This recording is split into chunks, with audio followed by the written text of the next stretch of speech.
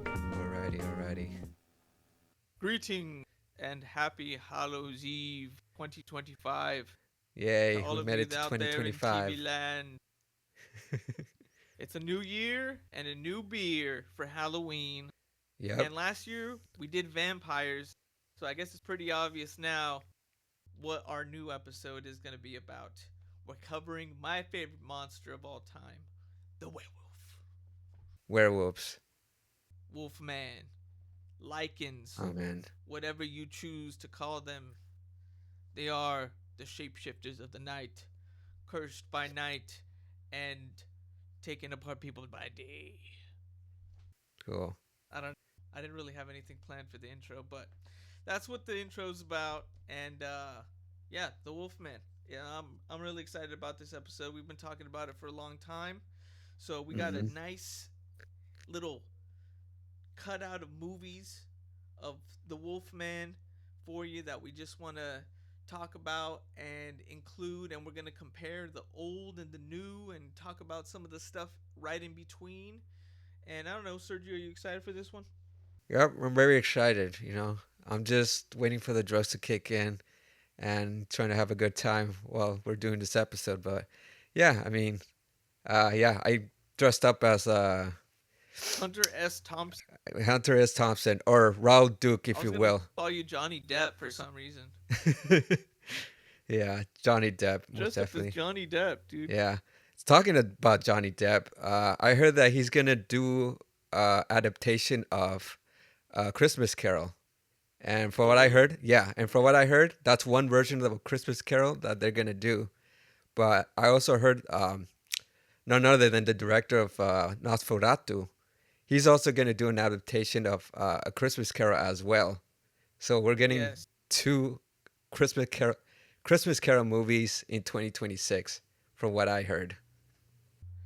Yeah, I heard that we last time we did the vampire episode, we talked about his work in Nosferatu, and then this year, I mean, we're talking about the Wolfman, but he also did say that he was going to He was do gonna an do a adaptation of werewolf. the Wolfman. Yeah, he He wants was. to do a werewolf movie, so I mean, That's I'm still looking going forward on, to bro. it. Obviously, the werewolf people, the fandom is still alive for the werewolf, or else they wouldn't have been making a newer one in 20. And for me, I'm just glad that they went the route of actually doing makeup and stuff for this movie, Hmm.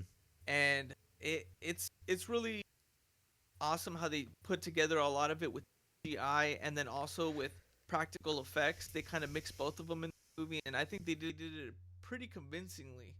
Um, Either way, with everything going on right now, it's time to crack a few beers open because we craft beer, non-alcoholic tip. So we're continuing with the beeros. I got another beero for you. The I got the collab. I got the beer that you got. Well, I guess you gave it to me, but I thought I should try it. I'm gonna try out the Kingston Golden Pilsner. Of I got course, the Bureau's European beer, so I we figured that we bring Bureau. Of course, we're talking about European folklore, so it makes there you sense. go, Yeah, bringing it back. bringing it I got back. the Tom Holland and what's his name collab, Iron Man. I just keep calling it the Spider Man and Ben collab, Sure. the Spider Man and Iron Man collab. Is that really what it's called? Robert Downey Jr. He has this coffee called Happy Coffee, I guess, Happy and feet. this is Tom Holland's Bureau. So it's best served cold. Mm-hmm. It's near beer, contains less than 5, and ingredients: water, malt, hops, coffee. Packaged in North Glen, Colorado. I guess it's born in London, impeccably crafted and stored everywhere. Rich and roasted coffee, dark and smooth. What does yours say on the side of Mine is damn. I have to actually get. Uh, damn. Mine doesn't really say anything. Sorry, mine doesn't really say anything other than just Dr. you know, Earl just the Aaron? style. Well, Crack them. I already cracked mines. Ready for this beer. I mean, it's pretty. Damn, it's a nice Color on. color. Yeah, the color on this one. Yeah, bro. This Can't even color on this see it. one is It's the actually pretty darkest. good. Well, I got a big old head, but you could see the color. It's like very Yeah. darkish One brownish. I think I drank on the last episode for the summer. Those are really good. Yeah, I trust you on that. I'm gonna just drink it from the can, if anything. Cheers. Cheers. Mm. For the craft. Taste. It definitely gets like a little. It gets the pilsner taste, but without alcohol, it just tastes like weird. But I definitely get like those hops that are going into that. It's pretty light, a little sweet on the. Yeah, it's a little sweet on the aftertaste. So it's pretty like I don't know. It's like it's a weird taste, to be honest. How's yours? It's malty. It's toast. Um, I can get the coffee flavor behind it. Mm-hmm. Man, I feel like I'm gonna be deaf. Tastes like Vietnamese coffee. Yeah, it definitely looks like It's coffee. strong. It's very pungent. You can tell there's coffee Very pungent. out on. Yeah, it's roasty. It's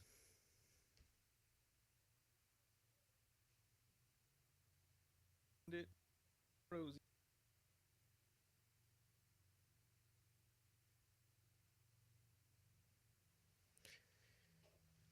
Very aromatic. Get a toast. It's a bit nutty. A bit nutty.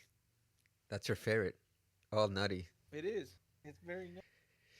You're a nutty guy, bro.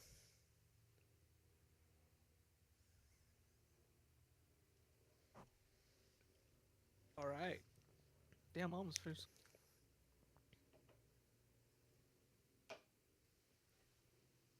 For sure. This one's a little bit. Did a lot of setup. Things must have been done. Yeah. But yeah.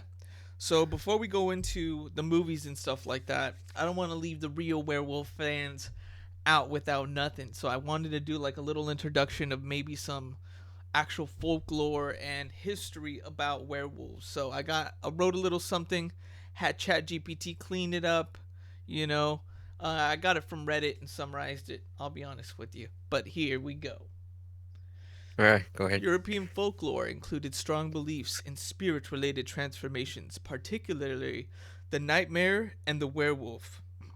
Both were seen as innocent victims of witchcraft caused by their mother's use of magic to ease childbirth, which cursed their children with unnatural afflictions. The nightmare, believed to be the wandering spirit of a woman who went mare. She appeared as a mouse and sat on people's chests, giving them terrible dreams. Legends tell of people discovering and trapping the nightmare spirit, which could then transform into a woman. Some tales, like Migratory Legend 4010, Married to the Nightmare, described men marrying these spirits, echoing common folklore motifs of magical, mystical brides who eventually vanish after regaining their supernatural form. Kind of reminds me of like sirens or something. All right, here we go. The Mm-hmm. werewolf, considered the male counterpart to the nightmare. While sleeping, the man's spirit took the form of a wolf that killed livestock or people, especially pregnant women. Didn't know that part. Kind of Mm. crazy. His true identity might be revealed by an injury or by someone calling his name. Werewolf stories often end with the man's release from the curse or his death. Origins and variations. Shape shifting beliefs were ancient, widespread in Europe, including the idea of men magically turning into animals. The Roman Citricon includes an early werewolf story. Folklorists like Christiansen and Odsted categorized and analyzed these legends, identifying causes for transformation, marital curse, external curse, or self induced magic. the last causes self transformation, is believed to be the oldest. Later writers Marie de France popularized the notion of werewolf as a victim of a curse, shifting folklore away from older traditions of voluntary shapeshifting to the idea of the beast within all of us. So that's what it's kind of like referring to, is it's something that was a curse, that was something that you chose to do. But in the movies, it's really that juxtaposition between who you want to be and who you are versus the animal inside you. And that's kind of what the werewolf represents. Or maybe there actually was some real shit that concluded to things and beings like that. Like in Mm-hmm. Spanish cultures, they talk about the nual, Nuhual, and that's basically like the shapeshifters. That's kind of the Mexican version of um, a werewolf. It's a shape shifting animal that could turn into like a serpent, different things, but they could shape shift into wolves and also coyotes and stuff like that. So we see that I mean, there's a lot of different cultures that have werewolves.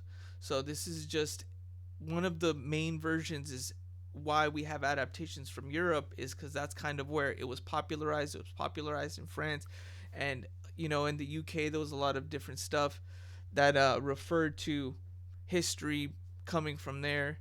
I feel like there was also history in Egypt as well, like of that was kind of like a jackal though. I wouldn't really say that's like a werewolf, but No, I wouldn't say either. but Yeah, but that's what it is. hmm That's what we got on the history of werewolves. Let's let's jump into our favorite parts though, about yeah, the Wolfman. So I'm debating, Serge. So we were talking about the comparison between the 1941 version and the Wolfman of 2010 first, or leaving that hmm towards the maybe we should leave that towards the end. okay. I think the best way to start is probably the two werewolf movies that actually came out the same year, and they both involve none other than Rick Baker as the master special effect artist that made the Wolfman um, pretty much like modernize how we pretty much see it as is. It's like it's like man, but it's also like wolf. And I was actually surprised that both movies, like The Howling, which came out like in 1981, and also An American Werewolf in London, actually came out in 1981. And Yeah, I thought um, it came out. I thought the Howling came out earlier. no, they both came out the same year. So there was like a lot of werewolf here Yeah, for some reason. there was, and they both involved Rick Baker. Rick Baker was more of a consultant with The Howling, while while he while his work in An American Werewolf in London was actually him just full on like um crafting like the transformation of that werewolf. And honestly, like, again, like, it pretty much modernized how we see werewolf as it is. Because with this one, well, I guess let's just go into like The Howling first, if anything. um Okay. yeah, I mean, how did you like this movie? Did you find it funny? Did you find it like kind of like It seemed a lot more modern than American Werewolf. You know, more modern? um, more modern in the sense that there was like a city landscape. It wasn't just set Right. in the countryside. That's what I feel like. Well, Why I it's felt like American Werewolf in London might have been done earlier is because I don't know. It's kind of weird. It's kind of like a weird contrast. Um, it is actually both of them seem old. Both of them seem like they're even older than the '80s. You know? kind of, yeah. I don't know. I Yeah, in mean, their own it's way, they kind of do. yeah. It's kind of timeless in that way, but I don't know. I really enjoyed the way that they had the part, like television production and the whole production side of things, your part of the movie. Um, how she at the end like transforms to a werewolf on live television. Mm-hmm. That was a pretty bold move to do, and Yeah. to make everyone believe that werewolves are real. Mm-hmm. So I just I it, yeah, I thought that scene was cool, but also like when she turned into a wolf, she didn't turn into like how everyone turned like the rest of the movie where it was like all terrifying. Like her face was all cute, and I was like laughing because I was like, oh my god, she turned herself into a kitty, and then and it was like, but yeah, it's also pretty scary to like for her to do that in live television, and then she gets shot right after, and I'm just like.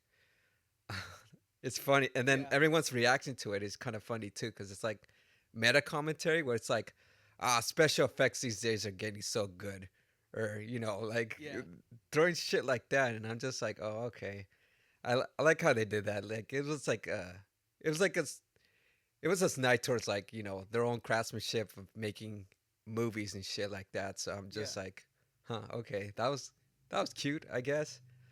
But I mean, overall, the movie was like it had a lot it had a lot of like wolf overtones, and like it just how do I say this, it wasn't tedious, but it was just like a little bit over the top with the messaging, with like the Yeah. cartoons being played in the background. It's like a Little Red Riding Hood or whatever, and then in the background you just see like, oh, wolf. There was like a product that said wolf. I can't remember, I think it was like a whiskey bottle or some shit, and there was just like different things here and there, and I was just like, okay, we get it. If anything, we get it.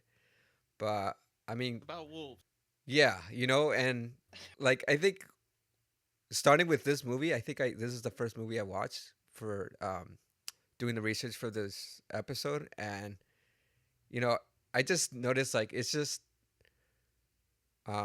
there's just a lot of like lustfulness, a lot of like sexual overtones when it comes to like these Yeah. werewolf movies. But It's it's not just like werewolf movies. They well, also this do one that in specifically. yeah. They also do this like in vampire movies as well. But with this, it's just like we get it. Like back to you talking about the lore. Like there is like um, that tone of the man being uh, revealing his true side, his beast side. His lustful side Yeah. is you know unleashing that shit. And you really see this in this movie. So it's just like, okay, yeah, like you see like It was a the cult Wolfman. Yeah, under you see like the whole wolf. cult. Yeah, like you see like the wolf serial killer.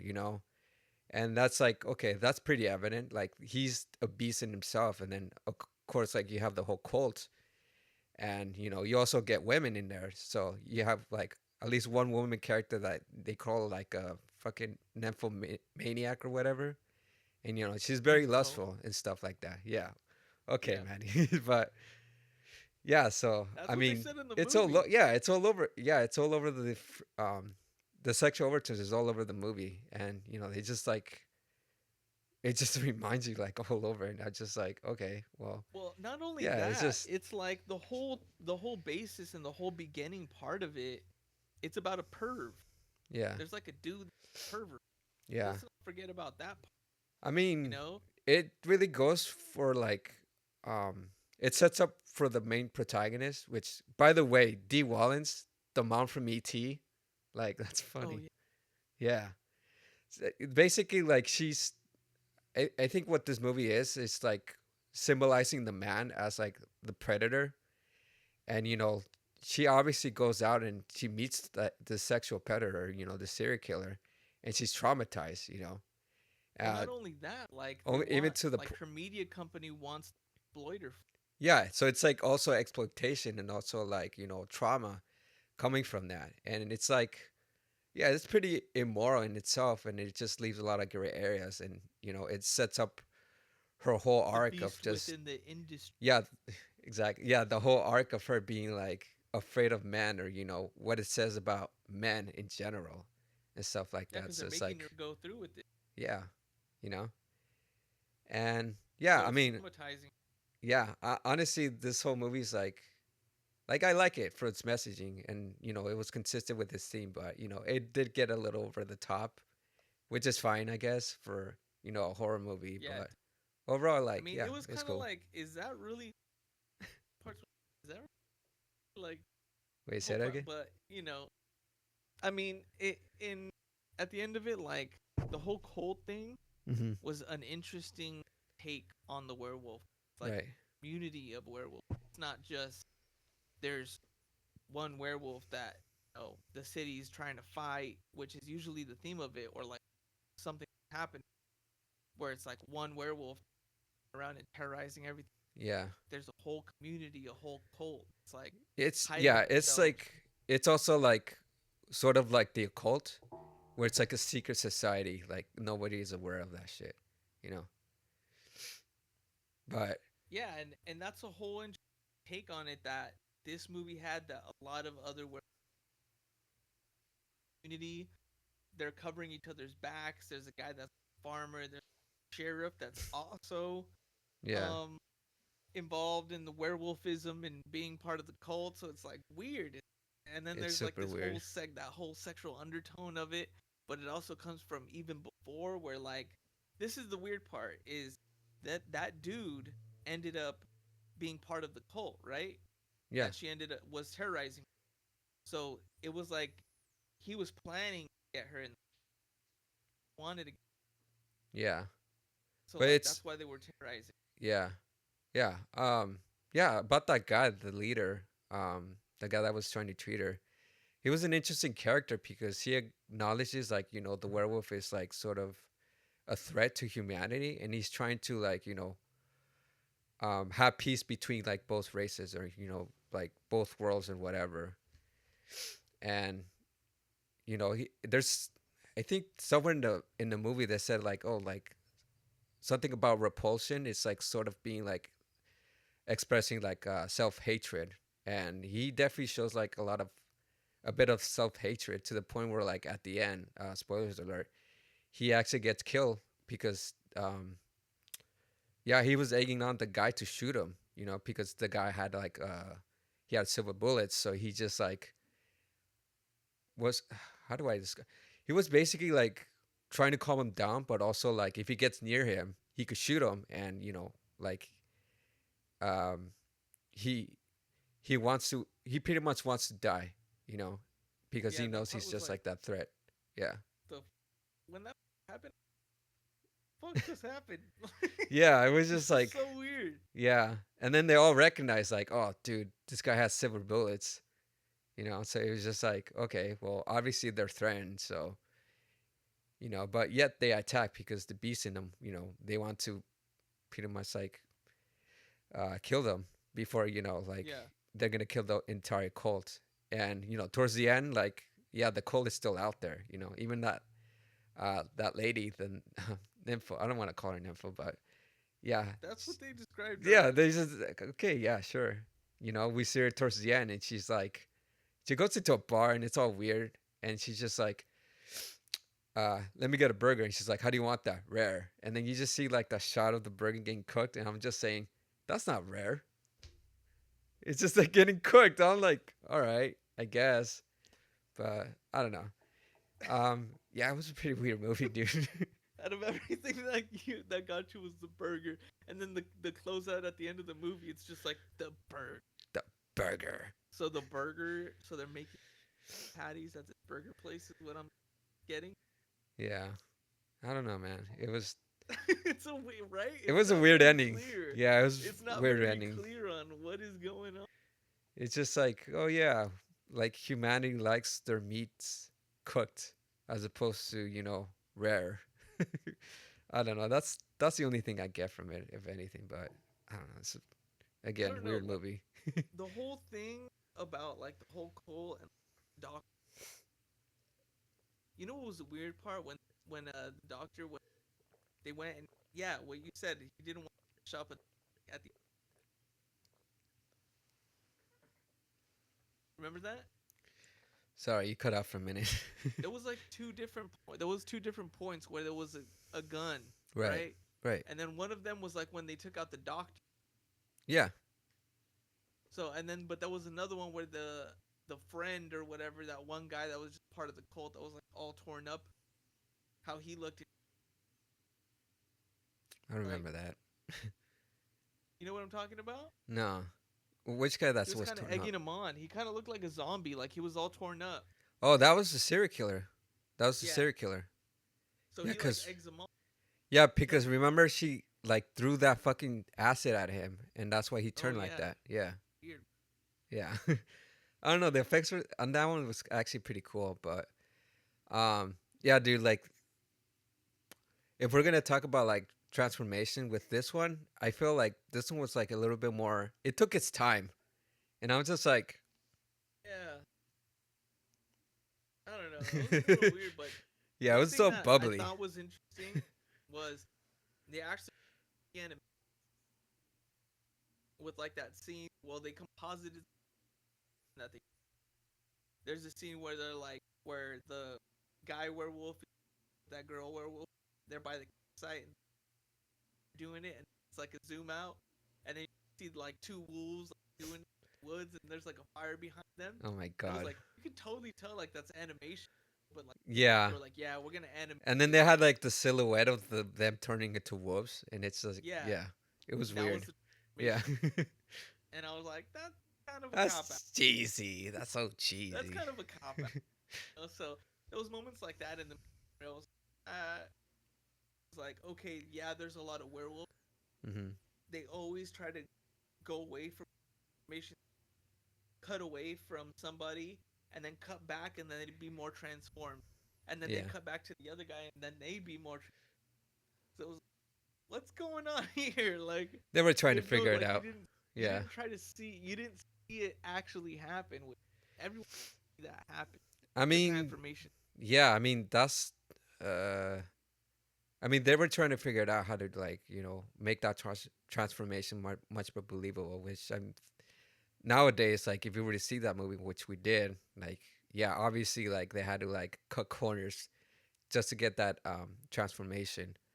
Um, there was a movie right before that. It was a few years after the original Wolfman in '41.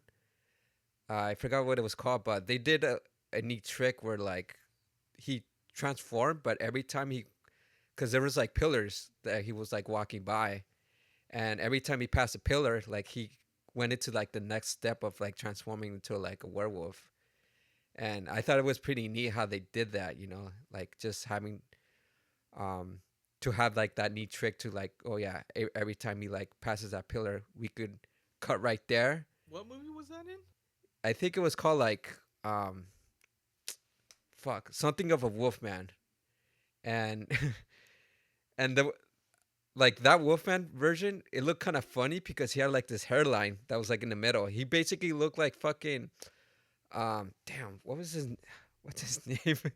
He basically looked like a fucking he looked like Elvis, but he looked like another character from the Monsters. Eddie Okay, Monster. He looked like Eddie like Eddie Monster. Munster. Yeah. Like he had like that hairline, and him turning into a wolf was just like all hairy on both sides of you know of Yeah. his head, and it just looked funny like the way that he transformed. But again, it was pretty neat. And with this one, I felt like the transformation in itself was just like I see what they were trying to do. Like it. Yeah. Obviously, they were trying to like get the transformation like in close ups, and then when it came like the full close on, it was like a full on suit and shit like that.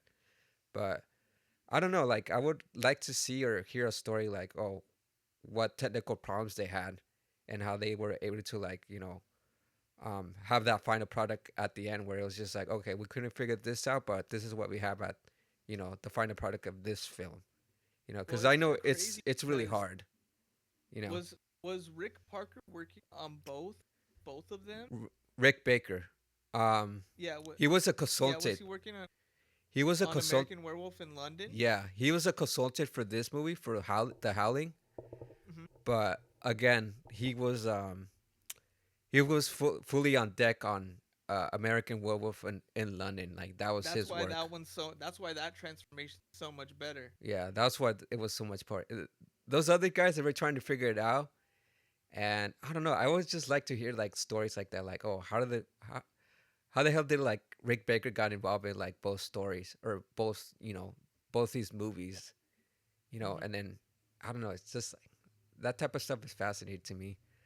But yeah. Do you want to talk about American Werewolf in London? Yeah. That one's movie horrified me. Yeah, that one's like fuck. That one, And if the you would, thing was, I like where I always had a fascination with werewolf, but I remember watched that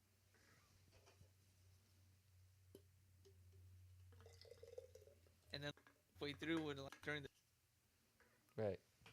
Sorry, just the it's just like I didn't I was like, am I really watching this right now? This is creepy. It's there's a lot of gore in that transformation scene. And they used a lot of latex one-time pieces that they like tore through, just hmm to get the transformation right. We've talked about Rick Baker's work in The Thing before, and we talked about how he did some of the makeup and the weird head thing and all of that stuff. But this transformation scene was very very technical. I think compared from The Thing to this one, I think this was a lot more clean cut, a lot more technically precise than what The Thing was, because The Thing was kind of just like a bunch of things thrown together. This was like, okay, I need to make a hand like move through, and I need to make it enlarge, and I need to make like his jaw and like his face move forward. Like there's parts that he made of latex that were just meant for one specific part of the scene. And I was watching a little bit of behind the scenes of the Werewolf, the Universal remake, the 2010 one, and he was talking about how he does like lots of paintings and drawings of the transformation scene. So I'm pretty sure he did the same exact type of uh, work on this one, where he made a bunch of artwork, made a bunch of transformation scenes to kind of replicate what it would look like, and he copied those scenes shot for shot on film. Basically, when he hmm made the stuff, the latex pieces and molds for everything, he was able to actually put all of his drawings and everything he put down on paper into real life. So that's kind of how he works.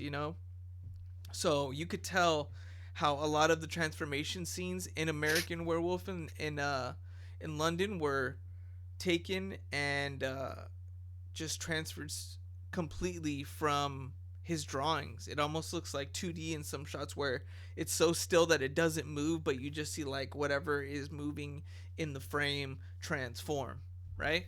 hmm And it's really gory, man. It made me think like, what the hell? Like this is really weird. There was a lot of nudity in this one.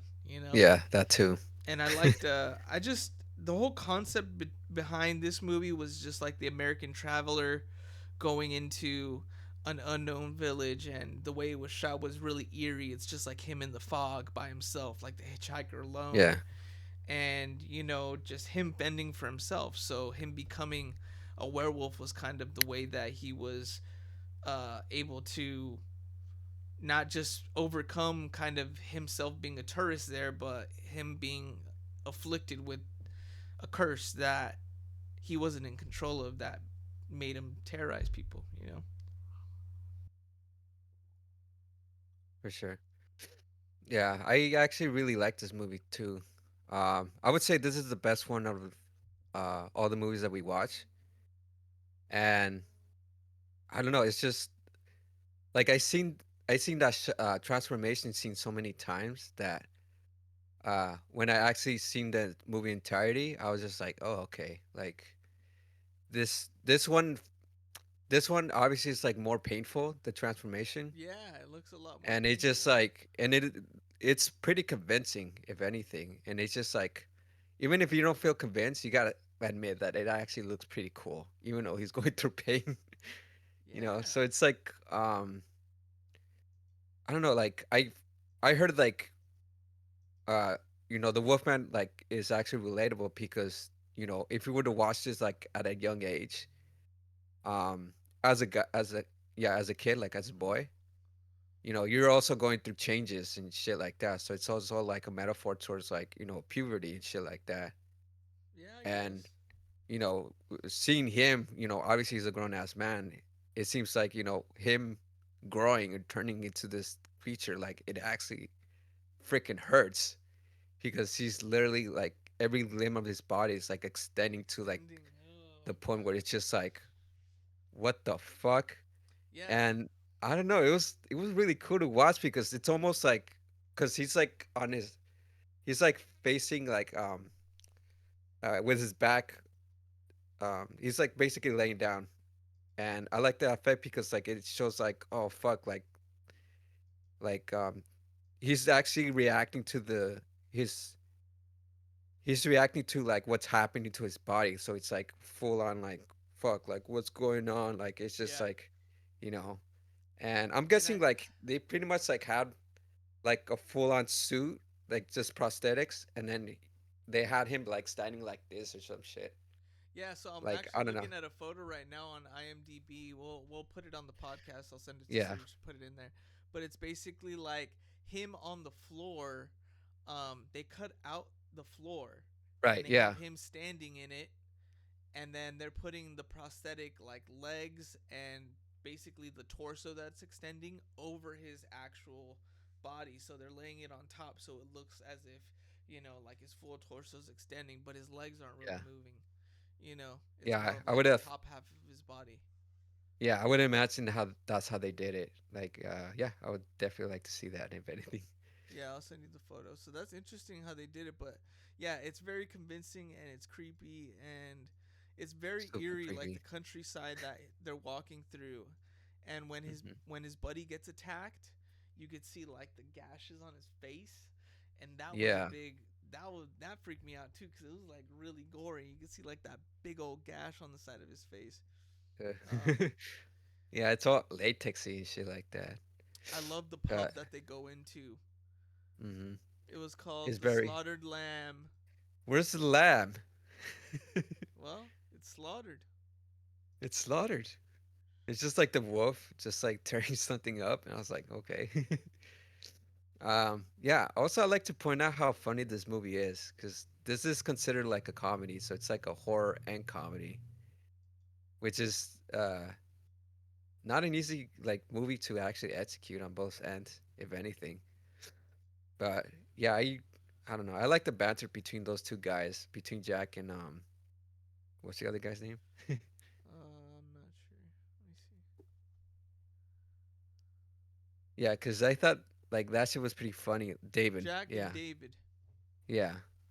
They kind of look similar. I always thought for a minute I thought they were brothers, and I was just Yeah. like, oh no, wait, they're friends. But I don't know. It's just like that whole banter between them. Like you see them, you see that relationship established. So they Mhm. obviously been friends for like a while and shit like that. And I just like that whole thing where he just like sees him, he sees him dead as a ghoul, Yeah. and he keeps like visiting him, and every time he visits him, he's like decaying more and more, Yeah. and I'm just like to the point where he's like at a porn theater, and he's just like basically a skeleton. He's like, "Hi, Jack," or like, "Hi, David," and it's just like I don't know, it looked like a puppet and shit like that. And I was just like, "Oh my god." um, yeah, I think that's why I like this movie so much. It's just like those Yeah, little, Jim Henson did part of this movie too. really. Yeah. Okay, not surprised by that. Yeah, directed by John Landis himself. And yeah, dude, like, God, like, there's just like a lot to love about this movie. I really, I, I guess one of the things, like, shots that stood out to me was that part where he's already like a wolf, and then he's going on like he's on the subway, and then there's a guy Mhm. right there that's just like he's hearing stuff and shit like that, and then he to the point where he actually sees the werewolf, or he sees David as a werewolf, and he's basically escaping, and he goes up the escalators, and then when he's looking back, I just like that shot where he's just like him, um, the victim, just like laying down, and then as he's moving, you slowly see like um, the werewolf creeping up like on the bottom floor, like getting ready to like attack him or whatnot. And I was just like, oh my god, that's so fucking scary. But also like just that shot is just I don't know. It's just I just like that negative space that he left open, that you're expecting something to come out, and when you see it, it's just like fuck. That's fucking that's fucking scary, bro. Yeah. But Yeah. I mean, all of that, like, aside from the shots, the gore in that was a lot. was like unprecedented. I feel like for the time, you know, close to like how the thing was, and it was kind of like very gory for its time. I feel like, Yeah, it is. Um, it's yeah, it definitely one of was. my favorites for sure. And that whole Yeah, most definitely. a lot of the artwork and stuff for it is really sick that I'm watching online. I'm looking at online. I wish I had some of these posters right here. Yeah, we'll show it if Yeah. anything. Um, yeah, I really like the effects with this, even though like it's obvious they're using like a lot of latex. Mhm. But that first stage where you see Jack like pop off like in a bathroom, like you could see like all the latex just torn up and shit like that, and then like you could see like his windpipe just like popping off, and I was just like, oh, You that's see just that giant disgusting. gash on the side of his face, and like that Yeah, whole thing is it's like all the way down his it's neck, you know? yeah, it's all like torn up and shit like that. I'm just like, oh shit. Well, Again, it's a cool effect, yeah. just a scene of him in like in the night, like all spread out, and you see like all like the feathers from his jacket, like all spread out, and it's like the mix of like blood and guts, and Yeah, kind of look all torn up. yeah. It's Um, cool. yeah, just like with this movie, just like The Howling, it definitely had like sexual overtones. Hmm. Not as much as that one, but they made their point across, to the point where like, they have a standoff in a porn theater out of all places, and I just found that so funny. Like, what? And it's funny because they planted that. Like, if you see in the subway where this was like trying to run away, you see a poster that says like, "Oh, see you next Wednesday," and then the next thing you know, like, oh, the porn theater, like I said, "Oh, see you next Wednesday." That same poster, I was like, "Oh, okay." So it's like, so they just like plant those things right there, and they just like, "Oh, that's funny."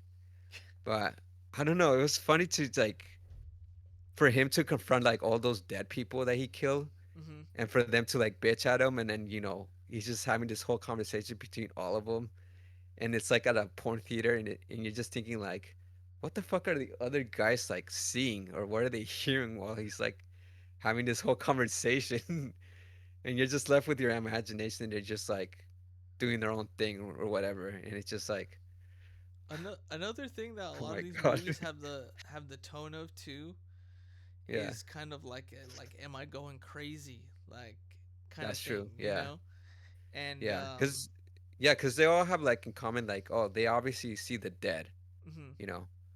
Um, they also do that in American Werewolf in London and in Paris, which we're not gonna talk about because ridiculous, That one was a weird ridiculous. one, man. I'll be honest. Yeah. I fell asleep like right after the introduction of that one. I was like, "What is this? Like, this seems like it's trying to be like an Oh, X Games movie, or like, what the fuck is this shit?" Like, it was kind of bro, weird, but it didn't feel like a real movie to me. But I mean, I watched it when I was a kid, and it seemed a whole lot scarier. Like all the scenes that I remember, I was like, oh wait, they're just coming off as like stupid or silly, hmm. and I'm just like, fuck. I could have sworn one of those scenes was like shot in the dark, or it just seemed much more scarier. But like obviously it was like, oh, you're a grown ass person and you misremember stuff, so it's just like, I don't know. But I knew it was stupid though. Like I just knew like, cause it's like one of those movies like nobody really talks about it. Like you've seen it, but it's not considered like a great werewolf movie, which you're assuming like, oh, it might not be a great movie, and Yeah. So let's I not was talk right. about it anymore. Yeah, this is not. But I mean, definitely the Howling and Werewolf in London, I think, Way stand out superior. from that era. Yeah. There's a lot. I mean, just the scene of him where he was fully transformed in the living room. Like that shit was tight. There was a lot of different stuff, and you could tell that they worked really hard on trying to make this werewolf look real. Um, Really crazy. Um, damn. I want to talk about that. Uh, like towards the ending where he gets out of the porn theater and he's like ramaging around like the city because fuck, that shit was fucking crazy.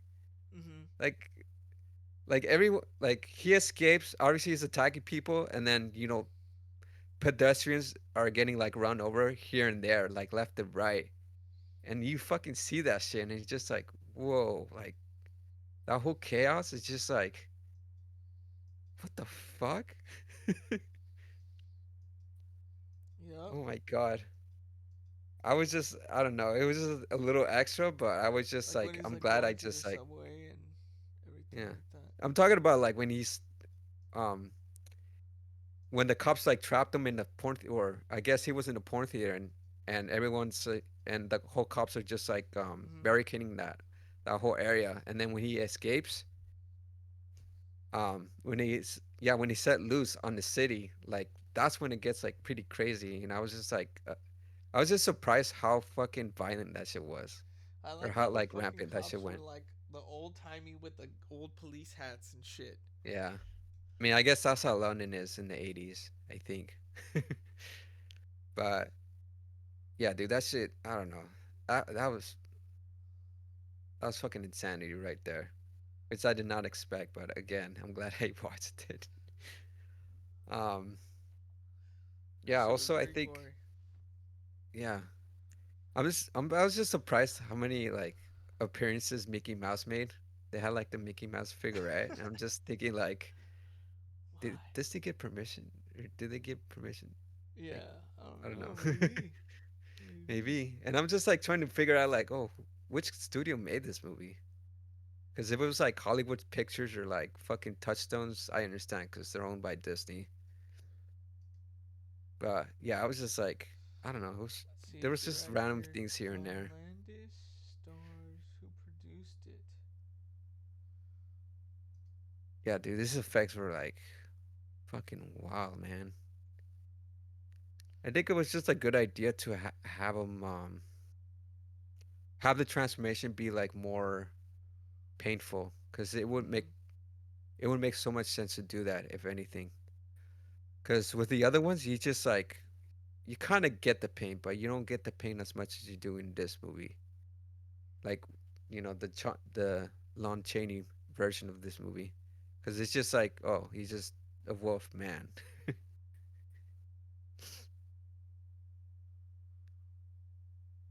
Yeah, it doesn't. It says Universal Studios. It just says Universal. Universal Studios remixed the I film guess with they got monumental permission. soundtrack for the anniversary, but I'm not sure if it says who. Hmm. It doesn't say who Interesting. produced it. Very interesting. All right. We gotta get the Blu-ray version of that so we can watch the horror in all its epic glory. Man, that you know what I liked about that one is like that whole scene of a lot of people in one specific area that get ravaged. You know, I that the get what? Wolfman just tears them up like Yeah. fish in a barrel. You know. Fish. Bro. Yeah, dude. I don't know. It's Um. crazy. I would. So. I like how he was like on his four legs. Like he was more animalistic than any other of the wolfmen or Mhm. the werewolves. It was kind of neat. I liked it. He looked like a bear. Yeah, there was this one time we were walking in the Universal Studios mazes, and I was with Rocks, and we were walking through, and they had the American Werewolf in London, like werewolf, and it would pop out of this chimney. Yeah. Oh, Still I obviously remember that. Yeah. illegal. And then I ended up moving, like they popped out, and I was like, "Holy shit!" And I moved back, and then like, sure, her arm was in the way, and like moved back on her arm, and it was terrible. You know, I could have sued them. I could have sued them at that point. That's a You could have lawsuit sued them. waiting to happen. You can't just have werewolves popping out of people's feet. You know, where it looks like you could walk. I was about to walk in that area. You But know, you're okay though, right? no, I'm traumatized. That shit scared I the shit. get over it. It was just your legs. You don't need them. You don't need your legs. Yeah, You need the to be in legs those to get long around the ass park. lines at Universal Studios. You do. Yeah, I mean, you could always lay down. Yeah. So let's Seems more go. I better off. mean, let's go into obviously Universal has the rights for the Wolfman. You know, Right. they're not letting it go, and You they shouldn't. have the original rights since the 1941 version of the Wolfman. Let's talk Do about you the want to start with? original. Do you want to talk about the original, or do you want to talk about the new one and then You work know our way what? to the. Instead of that, are you ready for a second round? Yeah, I am actually. Let's go get it. All right, we're back with a second beer. Continuing on with Bureau, I got myself Edgy Hill IPA, hazy IPA, I should say. Edge Hill. It's cool. It's pretty chill, bro. I got the Double Tasty from Double Bureau. tasty.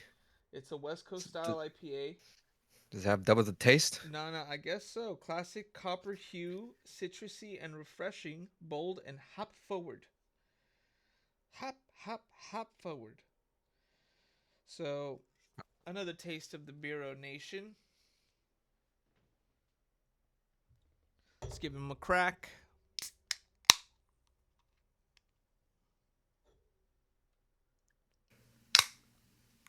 And the color on this one is lighter. I thought it would be a lot darker, but yeah, it's a Oh, West sweet. Coast IPA. It's a little tinge of Oh, orange, tinge. but it's mostly pretty clear, a light yellowish with the tinge of orange, not too dark at all. Mine Interesting. is just basically golden. It looks pretty light. Well, I mean, it looks a whole lot lighter like in person than it does in camera. You know what? You know what I appreciate every single can of this that I've opened. The head on this is always a lot better than other non-alcoholics. Am I wrong? Say that I got a again. nice head this time around. Yeah. Yeah, for I mean each pour I do, it's like, you always get a nice little froth on there. I think that's part of the whole experience, right? Some I real like this beers one. that are packaged don't even give you that. But look at Yeah, that. that's true. You know, it's frothy here. It's frothy. It's brothy. Cheers to the craft. Cheers.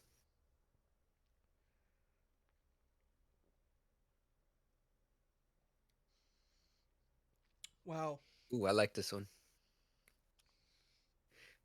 There's like a little bit of a tinge sweetness towards the end. But This might be my yeah, favorite one. weedy. Weedy, weedy, weedy. This might be my favorite one. Really? What are you getting? Tropical nose, a little bit piney. You have it's very hot forward like it said, but it's crisp and refreshing. You don't get the grogginess and the little flakes that you would usually get in a West Coast IPA. Yeah, If you drink beers, you know what I'm talking about. You don't get that at all. This seems very highly filtered. I'm not seeing any floaties at the bottom. You know what I'm talking about. If you drink these, drink them in a glass and you drink a West Coast hazy, you'll get some floaties in there. The calcium that they put into it, I'm the pretty sure, calcium. or just That is leftover pretty stuff. clear. This is very clean. You could tell that the filter system that they have at Bureau is, I don't know what they're doing over there, but they got something going on that's They pretty. got something right. They got They're getting something it right. right. You don't see many floaties. There's a lot of clear. It's a lot of clear, crisp color that's coming through, and the nose is impeccable. The nose is it smells like an alcoholic beer. It smells like a real beer. Smells like a real beer. Yeah, that's the trick. There's just no booze in it. Interesting, man. Interesting. Okay, that revived me. That gave me a little amp up. I got Yeah, my yeah, yeah. werewolf I could right kind of there. see it. So let's hop into it, man. Let's talk about the original Wolfman, 1941, You want to go there? All right, with let's go there. Lon Chaney Jr. Lon Chaney as the Jr. Wolfman, Larry Talbot, Lawrence Talbot, his father, Claude Rains, Sir John Talbot. Um, man, this was the movie that started started it all in the werewolf fandom. Was this was this movie here, Yeah. and it was a black and white movie, 1941, with a lot of different actors. You also know that Bela Lugosi was in this movie, who played Yeah. Dracula. He played Bela, one of the As people from himself. the gypsy camps, and Yeah.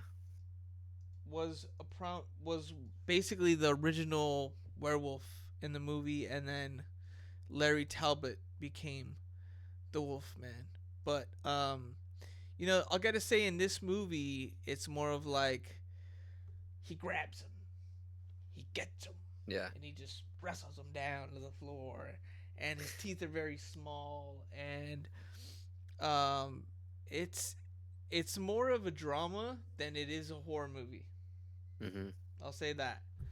Um, but I can obviously tell the them. makeup in there that was done by Jack Pierce, I believe, did all the makeup for the movies, the monster movies. He really came through on this one and made an iconic monster. To the point where today, if you were to dress up as that 1941 Wolfman, you'd probably scare the living hell out of some kids, just because of the amount of hair. But I mean, it looks like he has a fro. He's got like this amount of hair on him that is ungodly, and they have you can see in Sergio's background just the dog nose, kind of nose, those protruding teeth from the bottom, the dark skin like right in the center of the face, and just the big hands, but you don't really see big claws, right?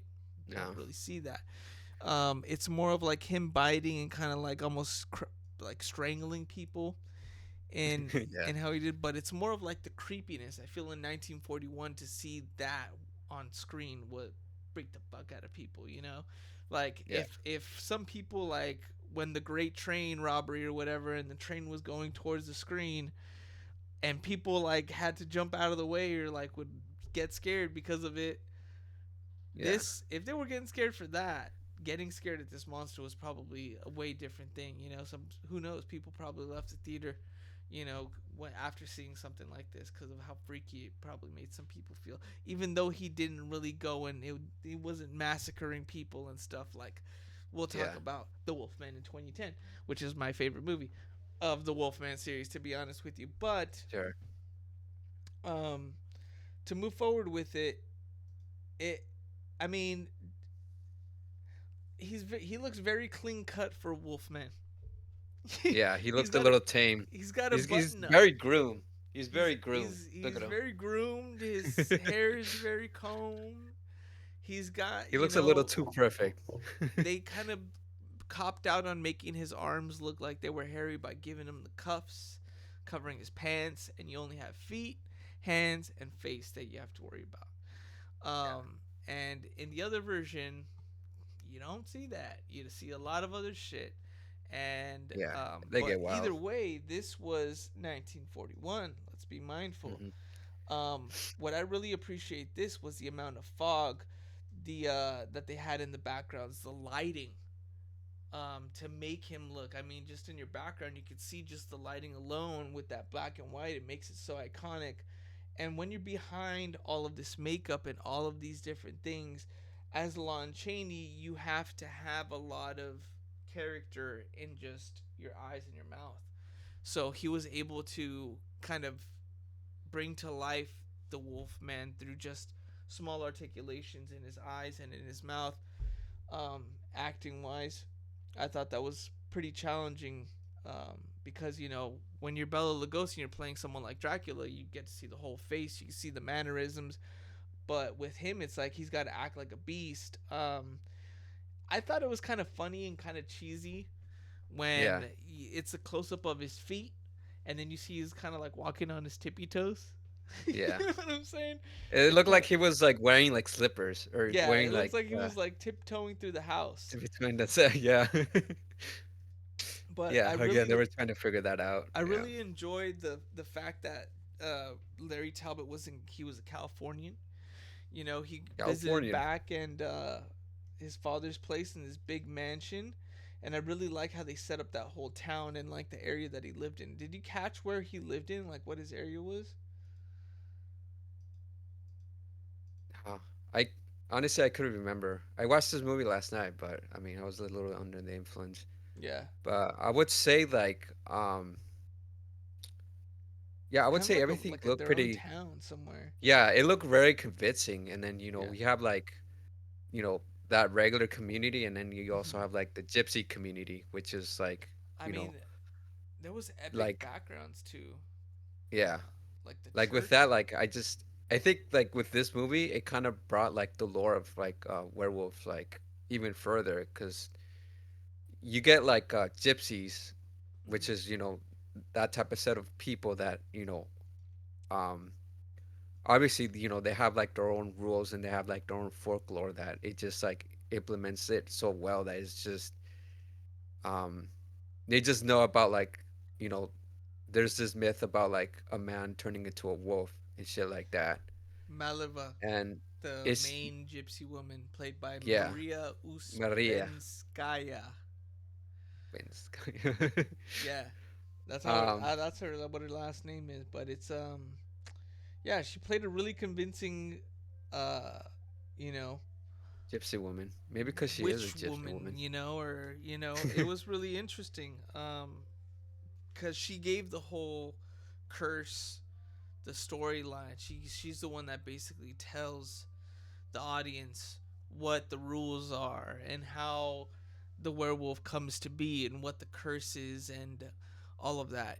So I mean, they laid out a lot of foundation of uh, what the rules are, and it was really cool, man. I love this movie because this is the original. I watched it when I was a kid. I would rent all these movies, and just the nostalgia of it being black and white, and not only one but two prolific actors that were monsters in this movie, um, and just the way that this kind of also set the tone for the townspeople, right? Yes. That's what a lot of people don't talk about, is how the townspeople come together. There's like one hunter, one badass guy out of the group that's gonna take on the Wolfman, and they end up going toe to toe at some point. You know, Yeah. and there's always like one specific heroine, but um, this movie has it's a, everything.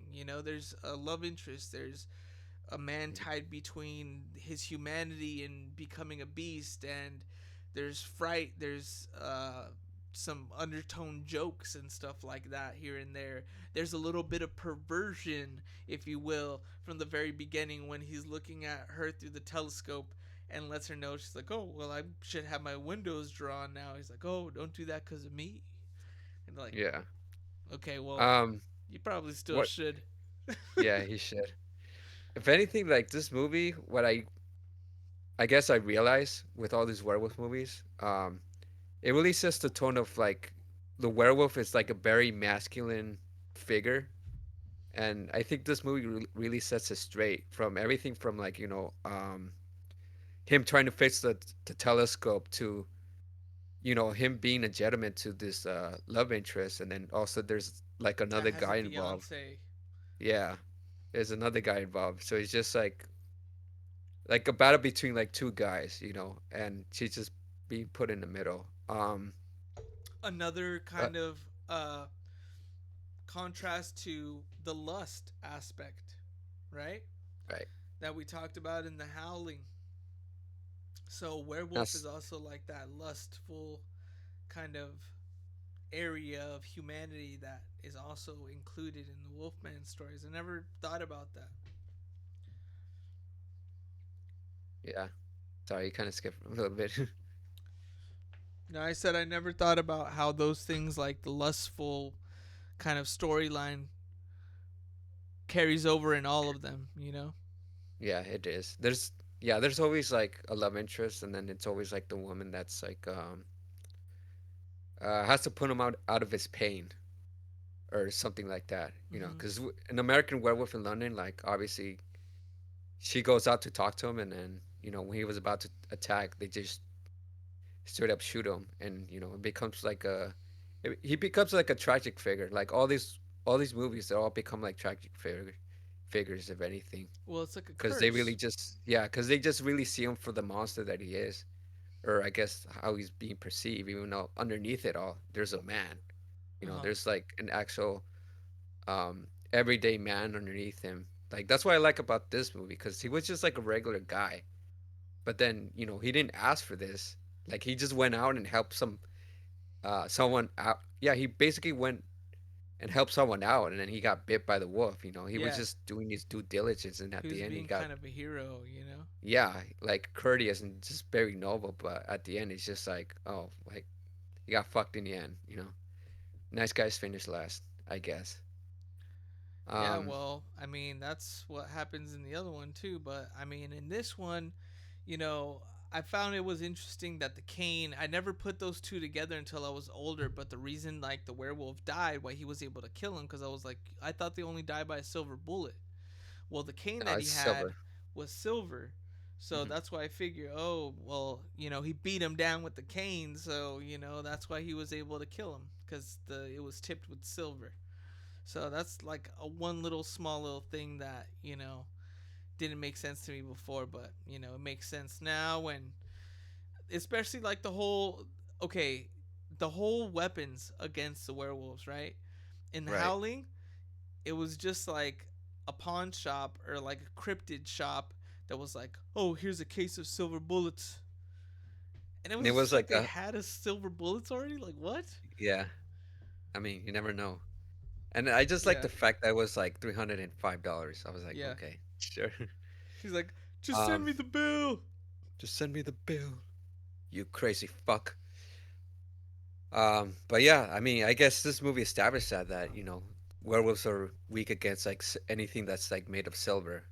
Yeah. Um, it just, I guess it makes sense considering that that type of material, um, like if you were to like see a cross like Jesus, Mhm. like that, like the Jesus figure is actually made of silver.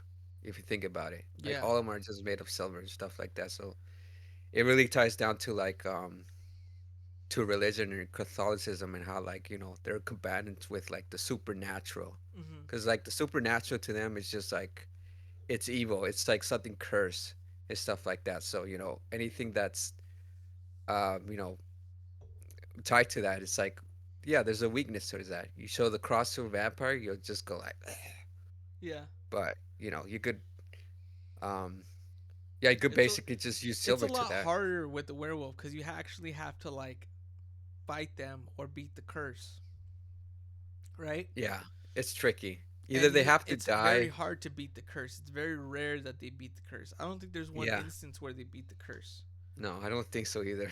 you know? Yeah, So, either you live with it or you die. That's your only two options. And obviously, like all our main characters are obviously more moral than like other characters. So they all just chose to die, or they didn't choose to die, but they just ended up dying anyways. So yeah. I don't know. That's fascinating, actually. Like that very like tragic hero thing. Yeah. It's a great You know? duality, and I mean, especially in a drama movie like that, it's a lot of dynamic pieces moving around.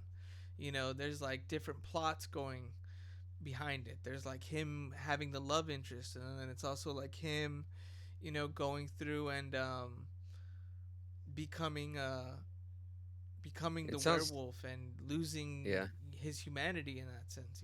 yeah. It's almost like a superhero movie because you have that side of being the superhero, and then you have your normal life, like Yeah. Spider-Man, I would say. And the thing Thinking is about it. he's not in control of it. He's not in Yeah, control of it at all. And it happens every 30 days. So if you don't feed the beast or whatever, it's going to yeah, happen anyways. yeah. It's interesting. It's definitely interesting, and I'm not gonna say it out loud, but it kind of reminded me of something I never What? thought about. Now you got to say Just it with out the loud. okay, I mean, what's something that comes every month, and it's just. Oh god. This guy. Well, But I mean, you could say that too, but I mean, there are definitely like werewolf female movies like Ginger Snap that I think they the kind of do more howling. commentary on that. And The Howling, that too. Yeah. But I don't know. That was that's what was interesting about all of these movies. The main character in The Howling was it was a female character. So Right. that's one Yeah. It thing was, that is way different that didn't offer. Like it's called the Wolfman. This one they weren't able to call it the Wolfman. They had to call it something else because it was a female character. You know. yeah. So, but Yeah. It does involve that. yeah, from going from the Wolfman and just like those kind of those very nuanced in that age, but basic now looking at it effects comparing to the new the Wolfman 2010 version. All right. Okay. This I would version, say with this version, I think this is like the version everybody wants. yes. Because you haven't seen the Wolfman in a while, and it's like, oh, what's the modern version of the Wolfman? Well, obviously he's a Wolfman, so there's gonna be like a lot of terror, a lot of people getting torn up, you know. So you get this classic look, and yeah, it works. Like Well, what I was going to you say get is everything. like Like you get all of the dynamic different things. You also in this one get the um Van Helsing kind of character yes, Hugo Weaving. I and forgot he was in this movie. you get who is it? Emily Blunt's Hugo, in this movie. yeah, Anthony Hopkins, of Benicio del course. Toro. He already Benicio looks del like a wolf. Toro killed it in this movie. He did. He was a powerhouse. So was Anthony Hopkins. I think the fact that you get not only one but two different werewolves in this Yeah, version of it was a great twist that I don't think anybody saw coming.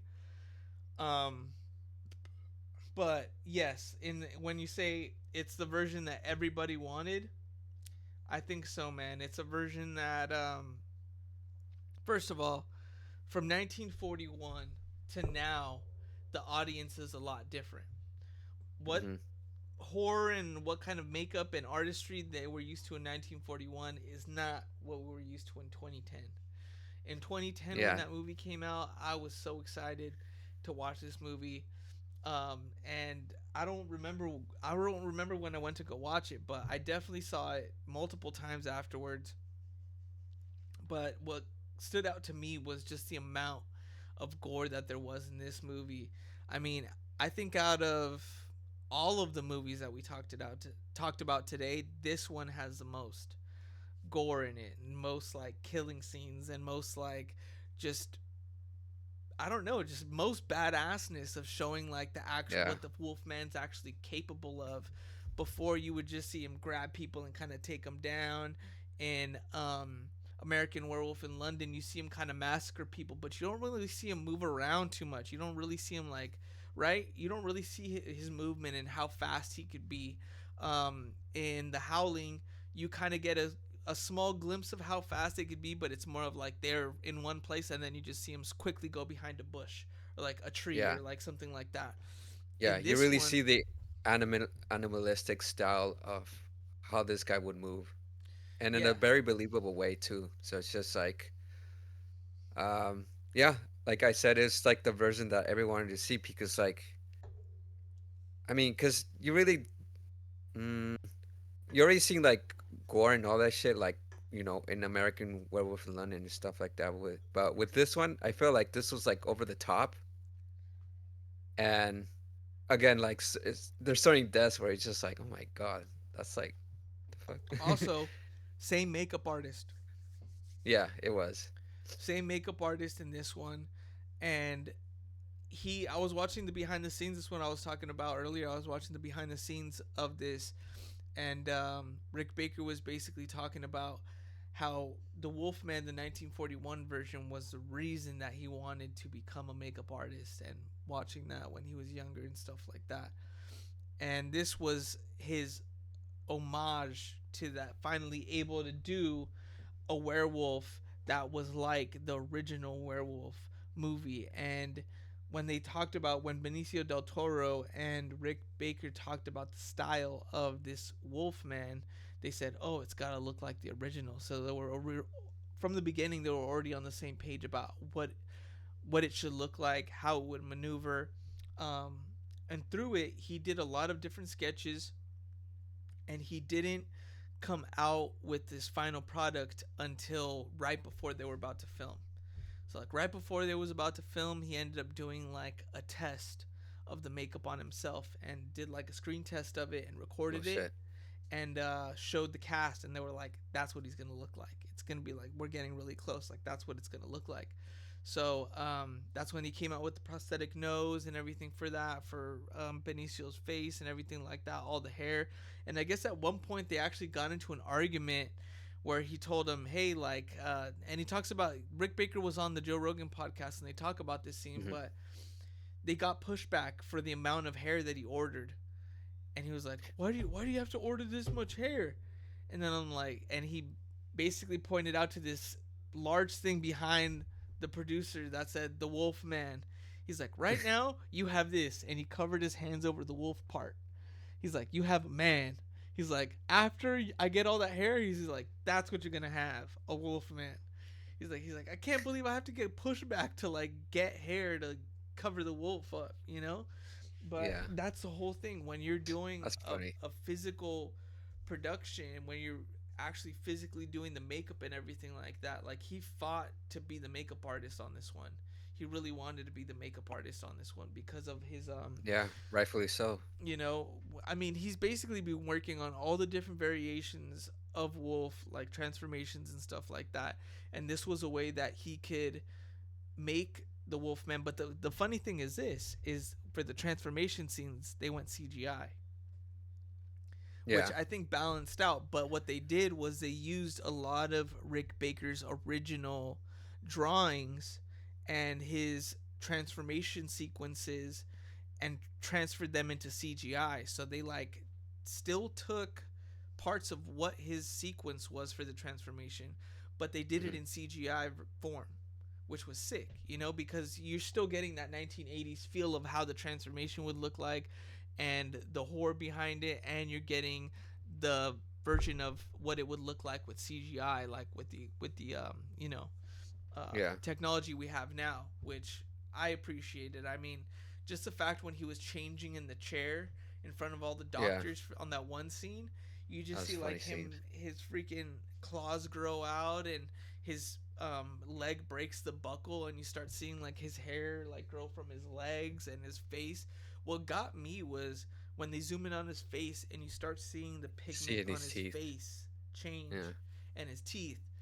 Mind you, the teeth and the claws of this one, Rick Baker said they wanted to do the original, an homage to the original, but he's like, dude, we have to have him make more damage. So how do they do that? They increase the size of the claws, they increase the size of the teeth. So when he's slashing through people, you could tell what he's slashing with, you know? Yeah. Yeah, that's cool. That right there was the Wolfman that everyone wanted to see. That's what I'm saying. And it took place in the UK, make sure you leave activity. Yeah, I got But it. it took place in the UK, but the old double decker bus and stuff like that, that's super sick. Him going in Yeah. there and just like tearing everyone up, I was like, that was tight. That's what we wish the Larry Talbot version was that way, but I could totally Yeah. see this movie Larry Talbot version. turn, His name is Terry Talbot in this movie. or I mean, you know what I mean, the 1941 version The with 41 a lot version, more yeah. gore, but it wouldn't have been as dramatic. This was for me a perfect blend of that makeup and the having the CGI, yeah. CGI in there, just the different effects, how they made the landscape of London look, him running across the rooftops, like it really makes you feel like they were there and they filmed there and everything like that. So it was super sick. Yeah, most definitely. Yeah, honestly, like I haven't seen this in a minute, and when I watched this movie, what I did this time around, I on my TV settings, I just like turned off the color and I seen it in black and white. And it actually looked pretty Mm. sick. Yeah, it looked pretty sick. Like it makes the fog and the lighting just like pop off really They have an clean, so it unrated looks like it. version of this as I well. watched I watched that one. I watched that Where did you version. watch that version on? I watched that on Amazon Prime. I rented it. It's only Oh, like okay. 20 cents more for some reason. But it just adds like it just adds a little bit more scenes into it. And I was like, I don't know which scenes um are changed or what scenes Uh, are like added, but it definitely felt like I seen like the full movie, and I was just yeah. like, okay, like it was cool. But yeah, I watched it in black and white, and like fuck, that shit was amazing. Aside from that scene, I mean, there was a lot of action scenes, and it got a 5.9 of I reviews felt from. yeah, I feel like it should have been a little bit more higher. Like I think I'm Yeah, getting like, I think it's getting all the hate because it's like new version and it's like CGI, and then a lot of people say like, "Oh, it's fucking fake," which yeah, you could tell it's animated, but I mean, it doesn't look bad at all. yeah, it And doesn't then look bad. after It all holds this, up. yeah, and after all these years, like it's just like, I don't know. I just feel like it's gone better. I don't know Yeah, where the hate is coming from, other than like I think it might be the CGI or whatever. I think if they were to retouch it, I wouldn't be mad at that either. If they did Yeah, like a anniversary edition where they remastered it, that would be sick. I yeah. wouldn't mind I watching that at all. Yeah, I don't think there's a push for that. If anything, they just Yeah. say like, okay, it's the 2010 version, whatever, we Either get over way, it. it's like they what they were doing and what they when I was watching the behind the scenes is when Benicio played Larry Talbot, he's out of all of the Wolfmen, he's the one that plays him the most psychotic because he's Yeah, going I into see that. madness. So like from the beginning of the movie, he's kind of like this composed guy. He's an actor. He's got everything together. Meets up with his dad. And then all this stuff starts happening. And then basically, as all of this is happening, he's turning more and more into this beast. And he's not only turning into the beast like at night, but he's also turning into a beast as a person. You know, and just that animalistic instinct and kind of like rat in a cage or animal in a cage type feeling that you get as when he plays this character. You don't really get that in the other Wolfmen.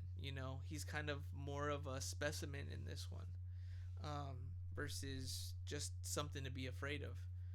And Yeah, that's really cool, and also just the ending scene of the fight between the old man wolf and the son, the dad versus the Battle of the son, Wolves.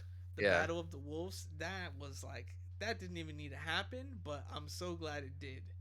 Like I yeah. would have been satisfied with the movie if that scene didn't happen, but that ending scene with like everything on fire and him fighting his dad, like that was crazy.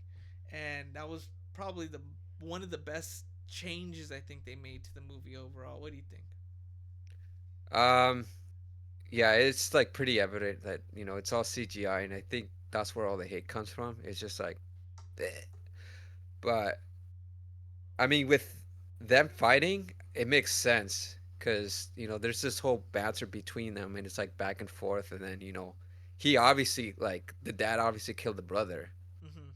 and so he's just like going against him on that because he just told him, I don't know, like it was kind of cheesy the way like he told him everything about his brother, Mm-hmm. like, oh, like if Gwen or whatever, she didn't take like your brother away, like we would have been all happy, but she wanted to like have a life with him and this and that, and he would have left me or something like that, and then he was just like envious about that, and then he also like looked down upon him because he didn't think acting was great. Mm-hmm. His acting was great considering like it's Anthony Hopkins. He's like one of the greatest actors delivering that line. Yeah. Sorry. And yeah, like it's just um yeah, I felt like yeah, that fighting scene was like yeah, I guess it was necessary if anything. Like you had to, like it just felt like that that's like a movie formula. You have the rising action, you get the climax, which is like him facing his dad, who's been Yeah. like a looming shadow throughout the whole movie and shit Mm-hmm. like that. And I it's like how they I think made there's him. something. They effectively made him look like an older werewolf too. You Yeah. know? Well, I mean, it does. Makes sense if he is like an older Yeah. werewolf. Yeah. But yeah, I mean, I don't know. It's funny because it's like them all CGI'd, and then it's like their faces, but it's like them, but not them.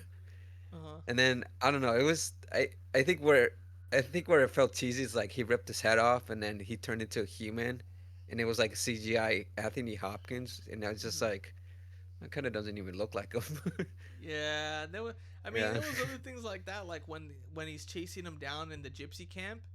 And one of the kills that was one of my favorites was like, well, one of them was when he go. It's just like a shot of a one of the guys ran into a tent with the gun and he's like yeah. waiting, and then you just see like big old claws come in and reach out and grab him and pull him through the tent.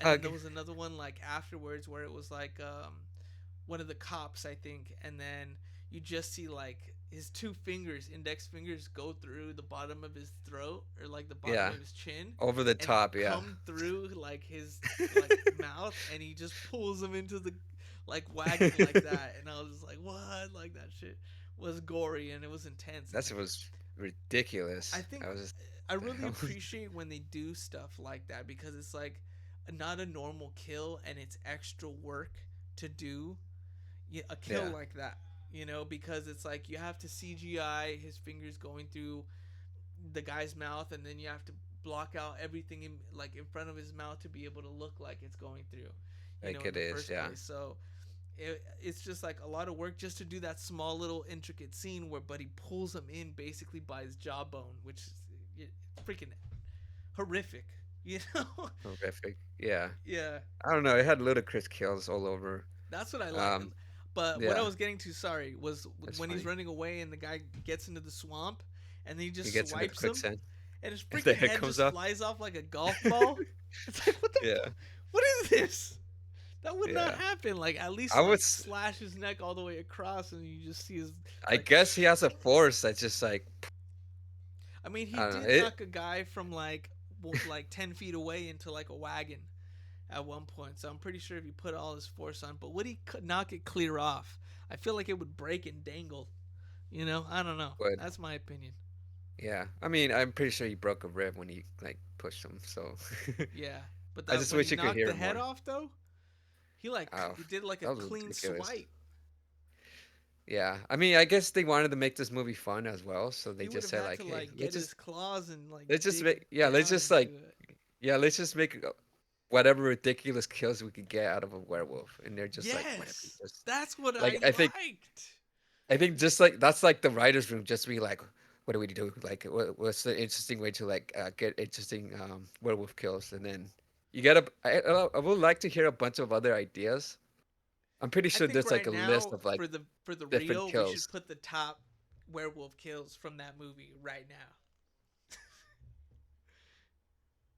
Ooh, look at that.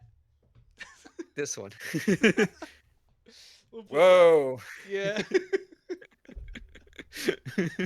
dude, it's the best. It's the best. It's the best werewolf kills out of all the wolf movies, I think. Yeah, that's true. I would agree with you on that. Well, But very yeah, good, man. very good. Yeah, dude. I think it's pretty low on IMDb. I think it should be like a 6.9 Should be or higher. something. Come on.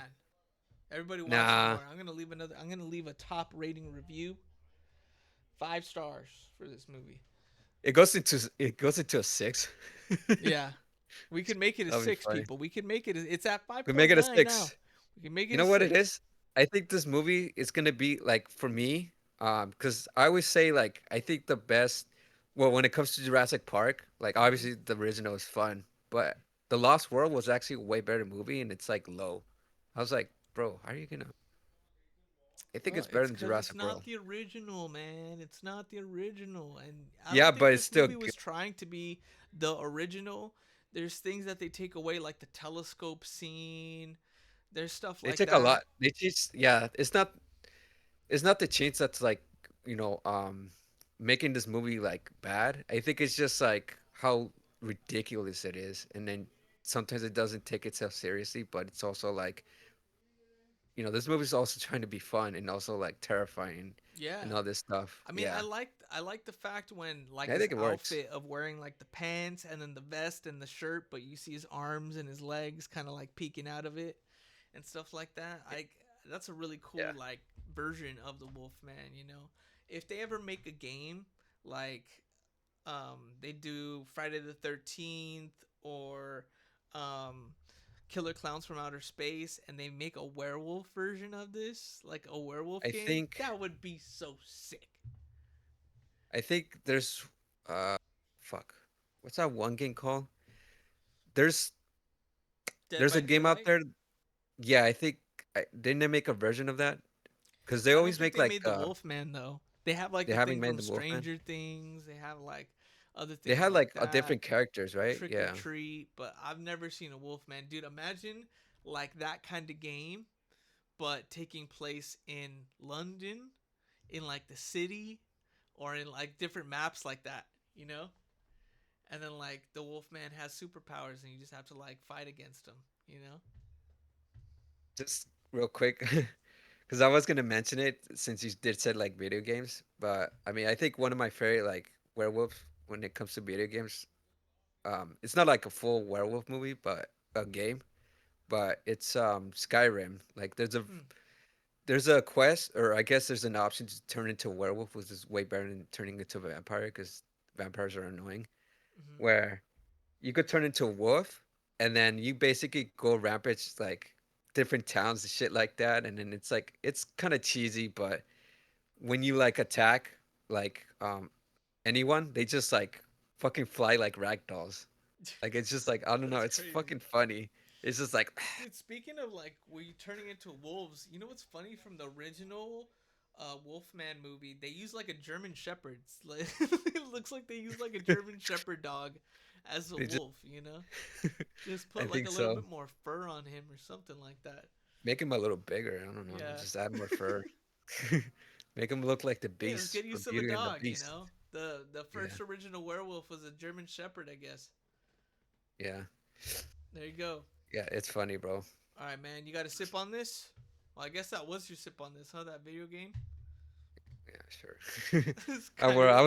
I was gonna add it like oh like what's honorable man like I was gonna say like Oh, maybe the we do honorable honorable mentions. mention Yeah. movies. That's a good one. Yeah. I'd say Teen Wait, are we Wolf. done with the Wolfman? Yeah. Okay. What about the other one? What do you mean? The new version? Yeah. I mean, is there No, no, you got no. any final thoughts on it? No, no, I'm saying like we skipped another one. We skipped the 2025 one. Oh, the 2025 man. Honestly, that one's. Let me tell you, I would say for honorable mentions for that one because it was cool, but man, it was weird. It was like really. It was kind of based on family and kind of like treat every day like it's your last, which is a good message and stuff like that. But it's not really about the duality of man in that context. It's more of Yeah, like you're that's true. cursed and this is your life now, you know?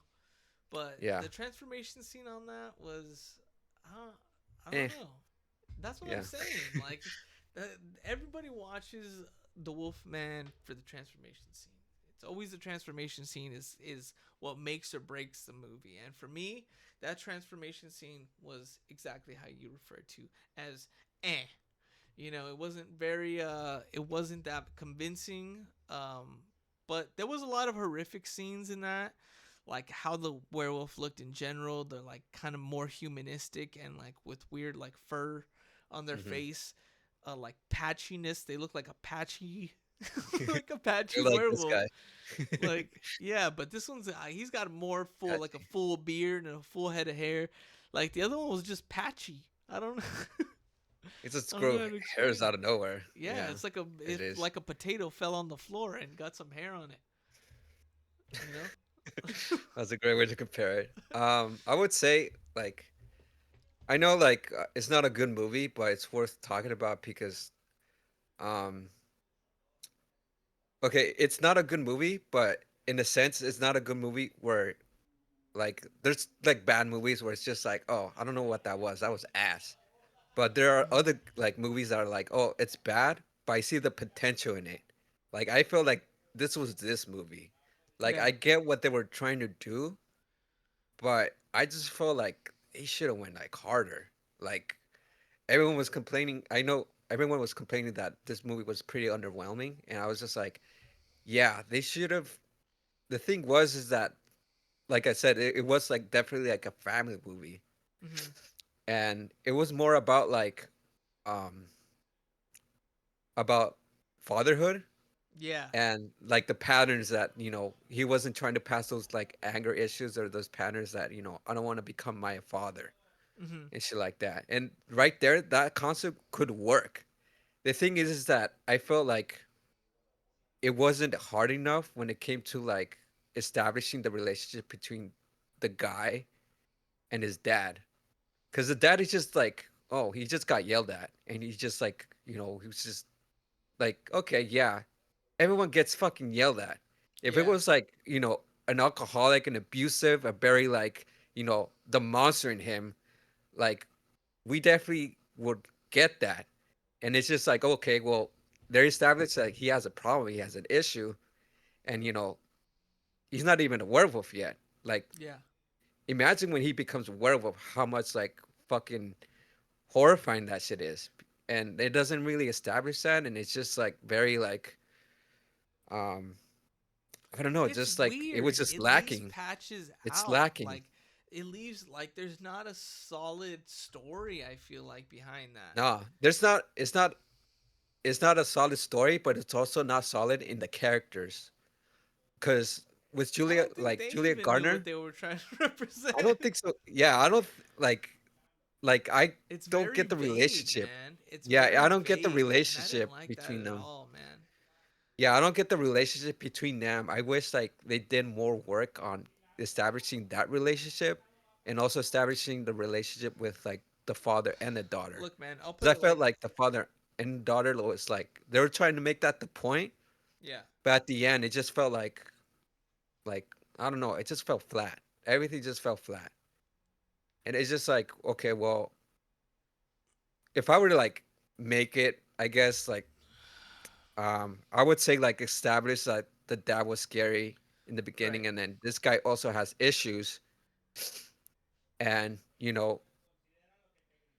like while he's transforming, you would show like the parts where he's being like weird and just like out of his mind and the girls are just like keeping him on the other side of the Yeah. room or whatever and then they're establishing that relationship between the trauma that they're experiencing with the dad and It's through weird, that man.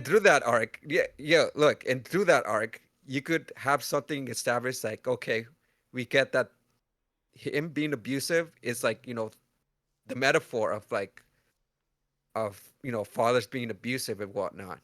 Yeah. And I could find that scary and also relatable.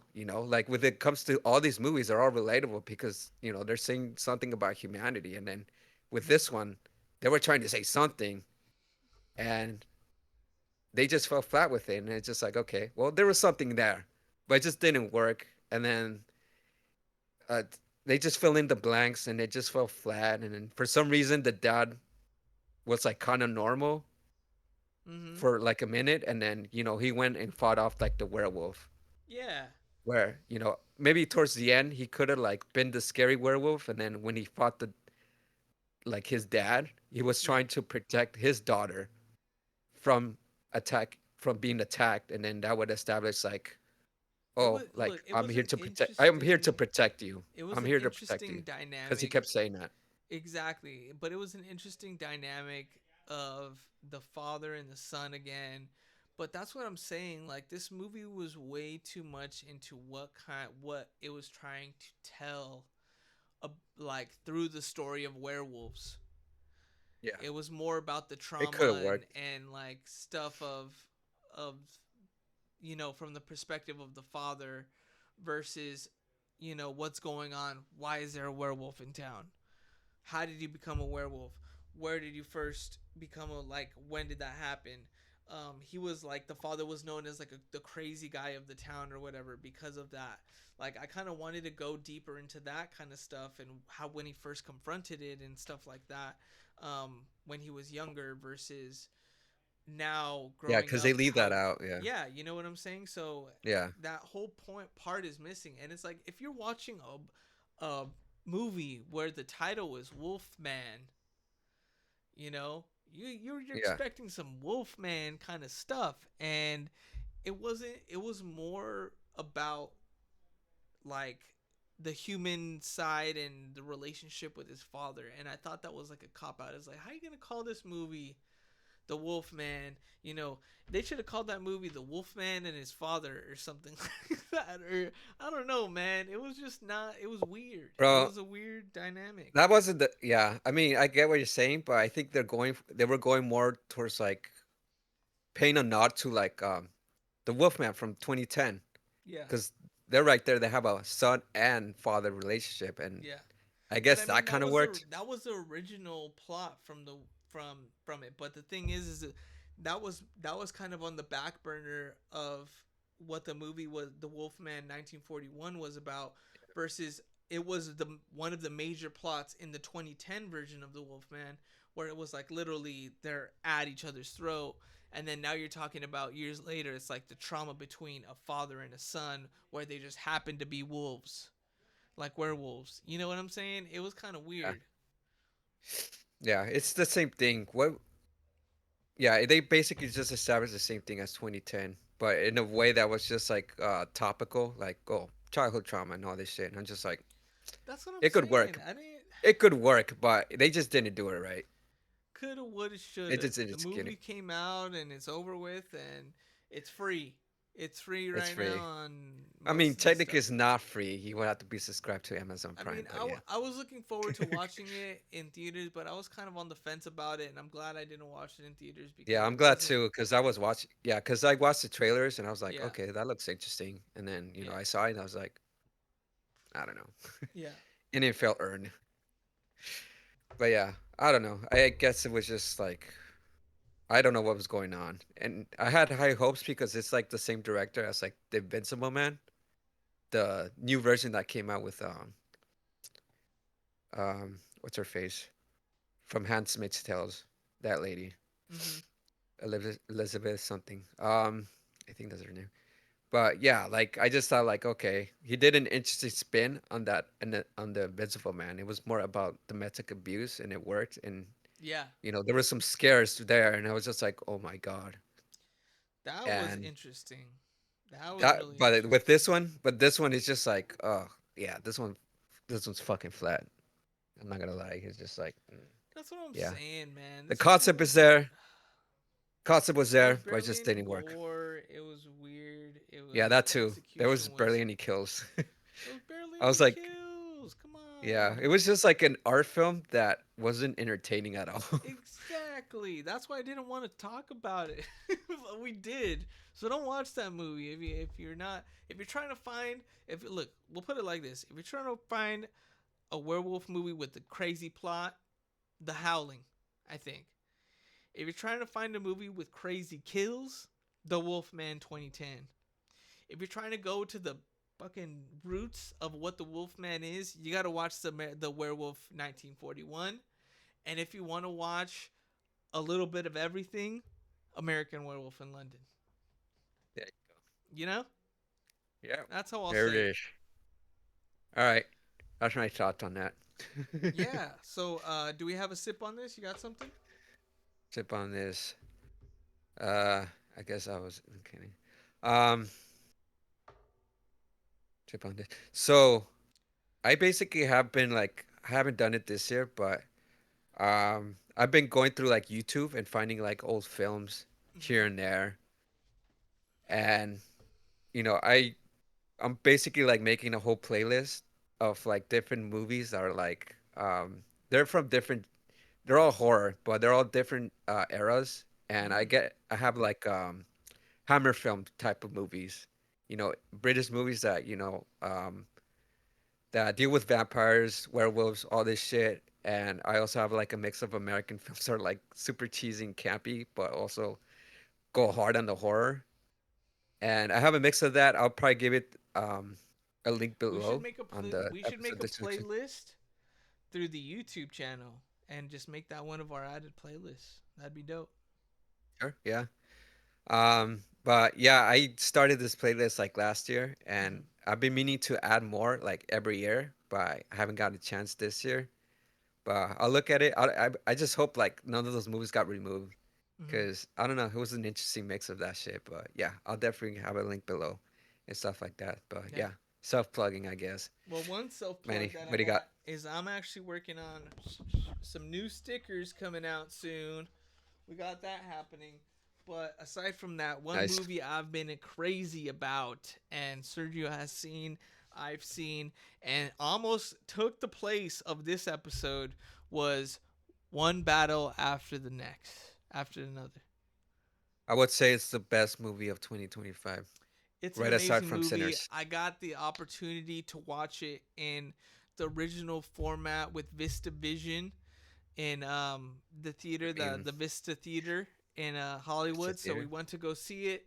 Reasonably bright price concessions, nice auditorium. Seats were a little old, but what are you gonna get? It's an old movie theater, but damn, inside it's beautiful. Inside we got to see it. The sound was amazing. The crispiness of the film, the little black spots and everything like that. But one of the greatest movies I think we've had in a long time with an original plot, and Sean Penn's in the movie, does a great job. Leo's in the movie, does a great job.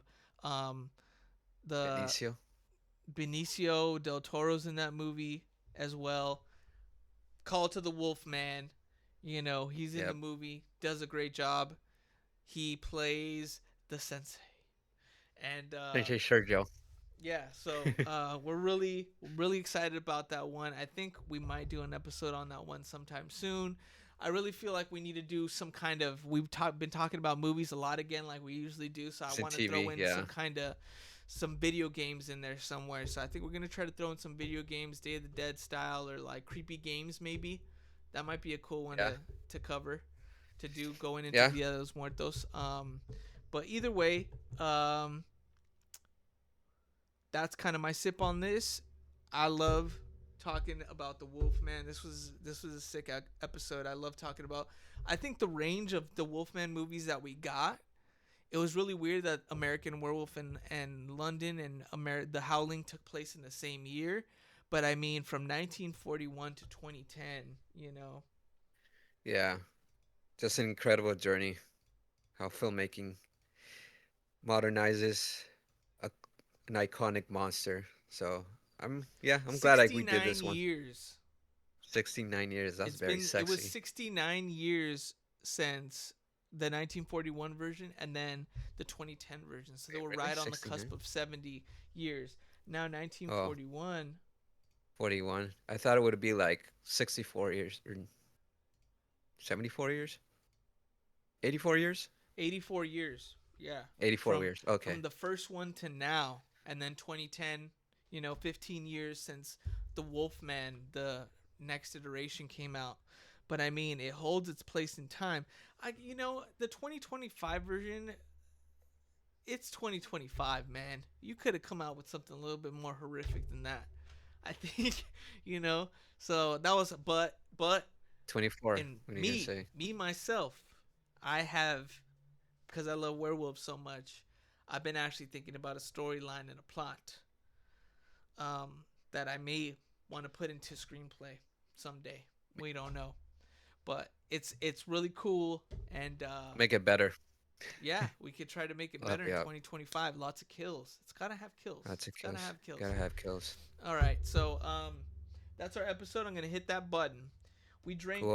Biro. We drank Bureau. the double tasty.